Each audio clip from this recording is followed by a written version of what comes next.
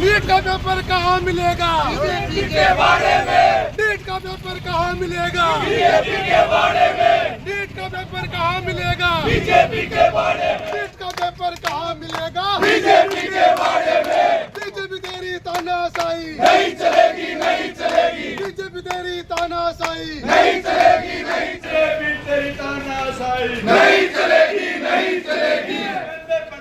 इस्तीफा दो, इस्तीफा दो, इस्तीफा दो। ठीक है।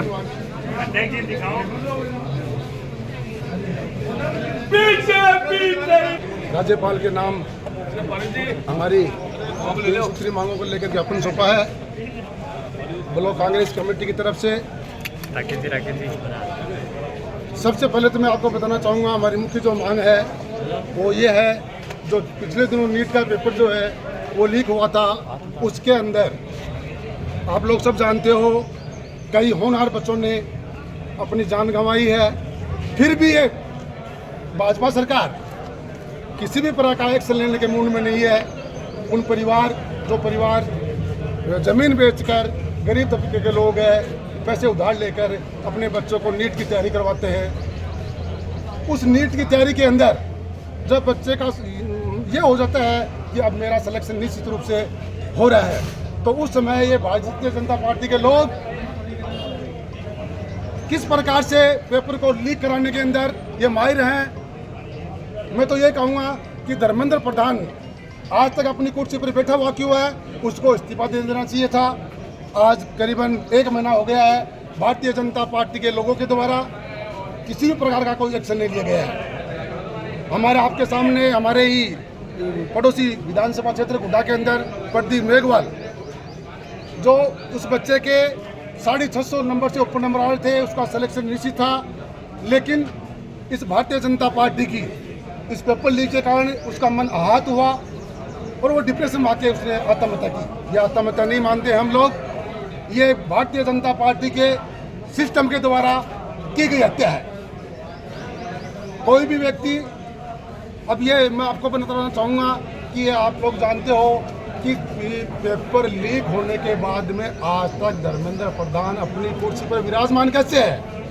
उसका तुरंत प्रभाव से इस्तीफा लिया जाए, उसको बर्खास्त किया जाए और राष्ट्रीय परीक्षा एजेंसी के द्वारा उसमें बैठे हुए प्रमुख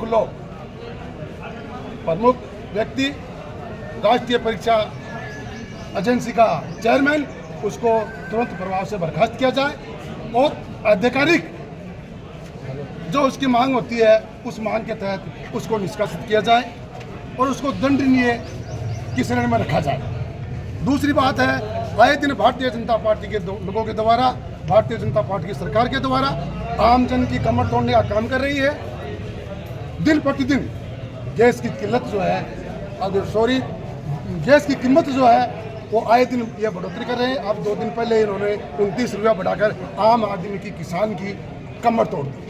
इन लोगों के पास रोजगार नहीं है। ये सारे हिंदुस्तान के लोगों को बेवकूफ़ बनाना चाह रहे हैं। भारतीय जनता पार्टी के लोग हैं वो झूठे लोग हैं, ये झूठ बोलकर सत्ता प्राप्त करना चाहते हैं। अब संपूर्ण हिंदुस्तान की जनता सड़कों पे है। इनकी सारी की सारी जो अंदरूनी इसकी भावनाएं होती है भारतीय जनता पार्टी की, वो आम जनता समझ चुकी है।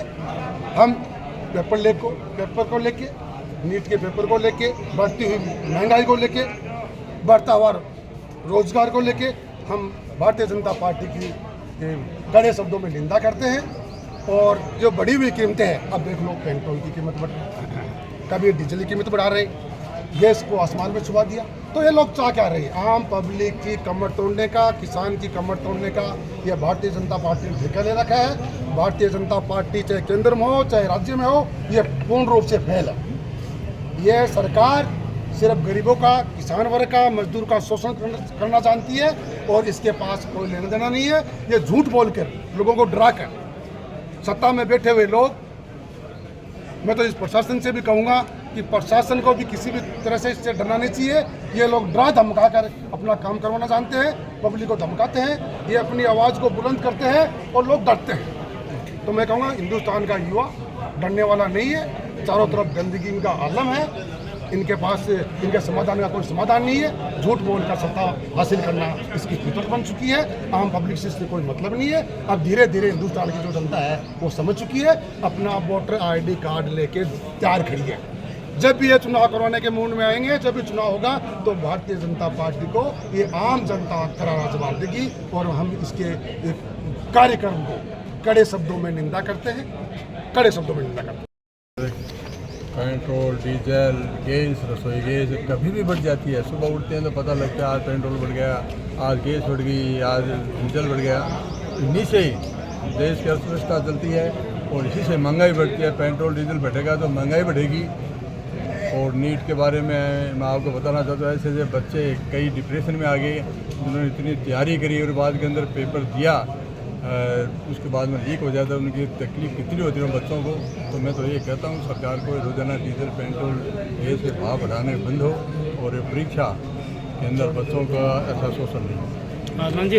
पूरे प्रदेश में जिस प्रकार हर ब्लॉक पे और जिला मुख्यालय पे हमारे लोकप्रिय अध्यक्ष माननीय गोविंद सिंह डोटासरा के आदेश अनुसार आज हमने ब्लॉक कांग्रेस कमेटी नवलगढ़ एवं मुकंदगढ़ के अध्यक्षता में और हमारे लोकप्रिय पूर्व मंत्री डॉक्टर राजकुमार शर्मा जी के निर्देश में महंगाई एवं जिस प्रकार से आपने देखा कि पिछले एक महीने में लगातार डीजल, पेट्रोल और रसोई गैस की कीमतों में जिस प्रकार से इस केंद्र में बैठी निकम्मी भाजपा सरकार ने बढ़ोतरी की है, एक तरह से आम आदमी पूरा इस महंगाई से त्रस्त है। और मैं ये कहूँगा कि राजस्थान में जिस प्रकार से मूर्खों की सरकार बैठी है, उसकी जो विफल नीति है, चाहे वो शिक्षा को लेकर हो, चाहे वो रोजगार को लेकर हो, वो पूरी विफल है। आपने देखा होगा गत दिवस नीट का पेपर लीक हुआ, बहुत से युवाओं के भविष्य के ऊपर एक तरह से उनके जो सपना था उसको कुचलने का काम इस सरकार की नीतियों ने किया है। उसके बावजूद केंद्र के अंदर केंद्र मंत्री के जू तक नहीं रेंगती है, कोई उनका स्टेटमेंट नहीं आता है। एनटीए के अधिकारी कहते हैं कि पेपर लीक नहीं हुआ। तो मैं कहूँगा ये पूरा सोची समझी केंद्र की एक साजिश है, युवाओं को कुचलने की, रोजगार को कुचलने की। इसी मुहिम में आज ब्लॉक कांग्रेस कमेटी के समस्त कार्यकर्ताओं ने, मुकंदगढ़ की समस्त कार्यकर्ताओं ने इस सरकार के खिलाफ ज्ञापन दिया है। और अगर इस ज्ञापन से ये नहीं रहते हैं तो आने वाले समय में जिला मुख्यालय और प्रदेश के अंदर एक बड़ा आंदोलन कांग्रेस पार्टी की ओर से किया जाएगा, क्योंकि युवा त्रस्त है। जिस प्रकार आपने देखा होगा गत दिवस दिल्ली के अंदर युवाओं की एक फौज इस सरकार के खिलाफ थी। आज युवा मैं कहूँगा बुजुर्ग सभी इस सरकार से परेशान है। इस सरकार की विफल नीतियों के कारण आज पूरे विश्व के अंदर हमें बहुत नीचा देखना पड़ रहा है। जिस प्रकार मोदी जी के भाषण आते थे, आज उन भाषण तक ही सीमित हो गए, चाहे वो इनकी अंतर्राष्ट्रीय नीति ले लो या फिर देश के अंदर आर्थिक नीति। तो मैं आपके माध्यम से मोदी जी तक और इस सरकार के जितने नुमाइंदे बैठे हैं उन तक ये बात पहुंचाना चाहूँगा कि अब युवा जाग चुका है और बहुत जल्द ही आपका जो शासन है वो पलटने के लिए तैयार है। आप सभी का नवलगढ़ और मुकंदगढ़ दोनों ब्लॉकों ने सामूहिक रूप से केंद्र सरकार के खिलाफ जो हाईकमान का निर्देश था कि बूथ स्तर तक, ब्लॉक स्तर तक कांग्रेस एक सक्रिय अभियान चलाएगी, क्योंकि भारतीय जनता पार्टी ने जिस प्रकार के प्रत्यक्ष इस देश को दिए हैं, जिसमें आपको याद होगा कि माननीय प्रधानमंत्री जी गुजरात के मुख्यमंत्री हुआ करते थे, उस समय भारतीय प्रधानमंत्री मनमोहन सिंह जी थे और रुपया लगभग 56 या 57 रुपये डॉलर का प्रतिभूत मूल्य था। आज उन्होंने स्टेटमेंट जारी किया कि जब देश की मुद्रा गिरती है तो देश के प्रधानमंत्री और देश की साख गिरती है। आज मोदी जी की साख कहाँ है? रुपया लगभग 95 रुपया प्रति डॉलर चला गया। तो मोदी जी को भी ये संज्ञान में लेना चाहिए कि भाई स्मृति ईरानी सिलेंडर लेके दिल्ली की सड़कों पर दौड़ती थी, आज वो कहाँ है? जब 35 रुपये डीजल था तो ये बैलगाड़ी और साइकिल लेकर संसद भवन में पहुँचते थे, नाटक करते थे। अब क्यों नहीं कर रहे? देश की भोली भाली जनता को गुमराह करके सत्ता हथिया ली और देश को इतना नीचे लेके चले गए कि पाकिस्तान और बांग्लादेश की मुद्रा ही भारतीय मुद्रा से स्ट्रॉन्ग है। तो ये हमारे लिए बहुत बड़ी दुर्भाग्य की बात है। कांग्रेस घर घर तक जनता को आह्वान करने के लिए जगाएगी और ये भारतीय जनता पार्टी की निकम्मी सरकार को भगाएगी। आपका सभी पत्रकार बंधुओं का बहुत बहुत आभार।